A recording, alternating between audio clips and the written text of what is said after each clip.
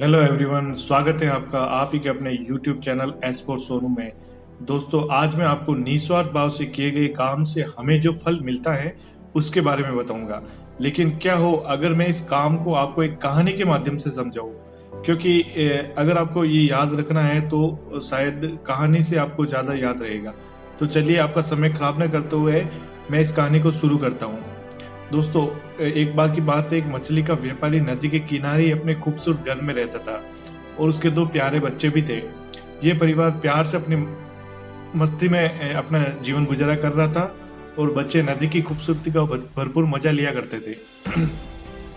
एक दिन व्यापारी ने सोचा कि मेरी नाव ज्यादा ही पुरानी दिखाई देती है, क्यों न इसके ऊपर रंग रोदन करा दिया जाए, तो इसकी कुछ मरम्मत भी कर दी जाए ताकि इसकी सुंदरता भी बढ़ जाएगी। तो अगले ही दिन सबसे पहले उसने एक पेंटर को बुलाया और अपनी दोनों नावें उसको बता दी। पेंटर ने भी समय खराब न करते हुए जल्दी से जल्दी अपना काम शुरू कर दिया। शाम होते होते जब बच्चे घर नहीं आए तो उसकी माँ की व्याकुलता काफी बढ़ चुकी थी और व्यापारी पिता के भी पसीने छूट रहे थे। उसने भी समय खराब न करते हुए उनको ढूंढने की कोशिश शुरू कर दी और वो अपनी व्यक्तिगत नाव को लेकर नदी की तरफ चल पड़ा। लेकिन कुछ दूर उसको नाव आती दिखाई दी तो उसने राहत की सांस ली। जैसे ही नजदीक आए तो व्यापारी ने उसको गले लगा लिया। अब बच्चे उसकी माँ के पास चले गए ताकि उनको भी तसल्ली मिल सके। जब व्यापारी पेंटर के पास गया तो उसको बोला कि अब तक काम पूरा नहीं हुआ। तो पेंटर ने जवाब दिया कि जी मालिक, कुछ ही देर में काम खत्म हो जाएगा। अब व्यापारी उसे पूछता है कि आपकी मजदूरी कितनी हुई। पेंटर ने जवाब दिया कि 500 रुपए। लेकिन व्यापारी जब सभी के सामने ये घोषणा करता है कि तुम्हारा काम 1 लाख रुपए का है और उसने हाथ में 1 लाख रुपए थमा दिए। लेकिन पेंटर ने पूछा कि बताओ तो सही, आखिर किस बात का इनाम आप मुझे दे रहे हो, मैं तो एक मामूली पेंटर हूँ।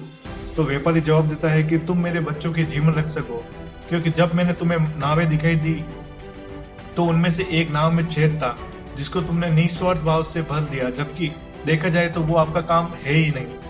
अगर तुम उस छेद को नहीं भरते तो शायद आज मेरे बच्चों के साथ कोई बुरी घटना हो सकती थी। इसलिए तुमने जिस निस्वार्थ भाव से मेरी मदद की है उसके लिए मैं आपका सदैव ऋणी रहूंगा। मैंने तो चंद पैसे देकर आपकी मदद की है ताकि मेरे दिल को खुशी मिल सके, जबकि तुमने मेरे लिए जो काम किया है उसकी कोई कीमत ही नहीं है। पेंटर नम आंखों से विदा लेता है। तो आप सभी ने देखा कि किस तरह हमें बिना स्वार्थ के किए गए काम का एक अच्छा परिणाम मिलता है। अगर हम भी जीवन में बिना स्वार्थ के लोगों की मदद करते रहेंगे तो हम भी लोगों के जीवन में और दिलों में जगह बना पाएंगे।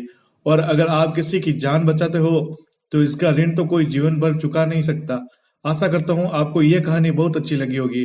अगर आपको कोई विचार है तो आप हमें कमेंट बॉक्स में जरूर बताएं। और मिलते हैं एक नई कहानी के साथ, तब तक के लिए धन्यवाद दोस्तों।